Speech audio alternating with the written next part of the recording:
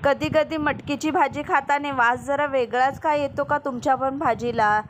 तर काय येतो तो? मटकी आपण नीट भाजत नाही म्हणून. बघा अशा प्रकारे मटकीची आमटी करा, खरंच खूप छान लागते. कढई गरम करायची, 2 पळी तेल वतायचं, त्याच्यामध्ये लसूण, कढीपत्ता, कांदा लालसर भाजून झाला की मटकी टाकायची. मटकीसोबतच त्याच्यासोबत हळद आणि मीठ टाकून 10 मिनटं वाफेवर वाफून घ्यायचं. मस्तपैकी वाफून झाल्याच्या नंतर मटकी जरा 80% अशी शिजली पाहिजे. शिजून झाल्याच्या नंतर मिक्सरच्या भांड्यामध्ये लसणाच्या 2 पाकळ्या, शेंगदाणे, कोथिंबीर ओबडधोबड करून घ्यायची.